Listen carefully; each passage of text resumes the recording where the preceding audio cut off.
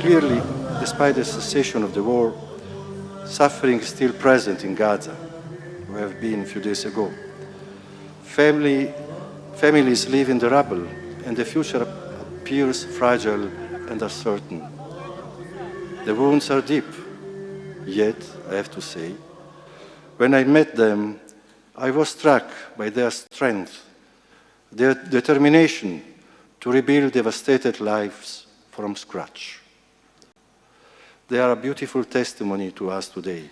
Allah de launa, Allah de launa, Zaituni bladi atyam maikuna, Zaituni bladi willu zilakta, will mirami elatin sazalta.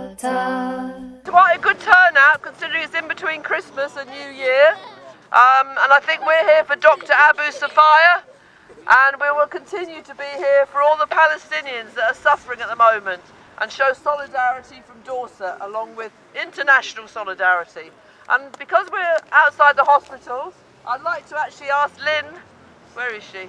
Lynn, come and say a few words, who's a fantastic health worker, retired, and helps organise inside Dorchester. So here she is. I'm only going to say one thing really, because I think everybody knows about what happened and the disgraceful, abduction of Dr. Abu Safiyah. But I will say this, what happens in Palestine can happen here.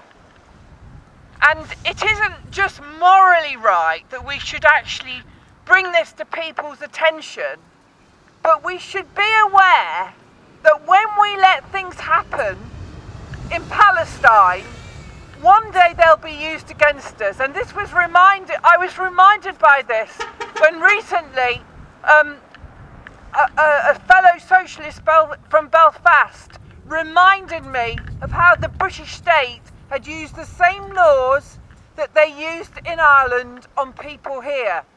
And if we allow that to happen in Palestine, one day, and as we can see with the way they're treating the prisoners who are on hunger strike,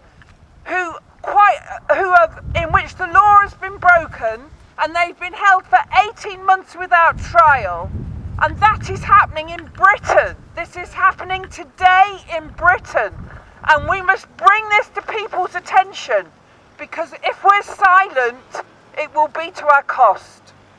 Thank you everyone for coming out today. We came to the hospital in order to reach out to some of the health workers and build that very important link here in Dorset PSC with workers in the health sector here in Dorset. So although it's quieter than no doubt it would be in the centre of town, that was the logic, and of course we will be doing plenty of stuff in Dorchester, Weymouth, Bridport and the rest of it.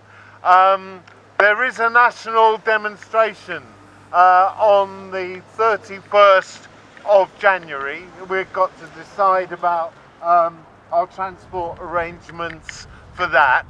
I want to echo a couple of things that Lynn has pointed to. Lynn pointed to the absolute outrageous treatment of the hunger strikers, the Filton 24 and others here in Britain. Outrageous treatment by the prison service, the government, and the silence of all the political establishment and the media. And that goes hand in hand with ever increased repression of the movement. And the Palestine Coalition, Stop the War and others are going to be mobilizing against the attempts to repress free speech, to repress protest, and all the rest of it. The latest is they're trying to argue that you cannot hold a demonstration because you've had too many demonstrations. They're cumulative, and they have a cumulative impact, apparently.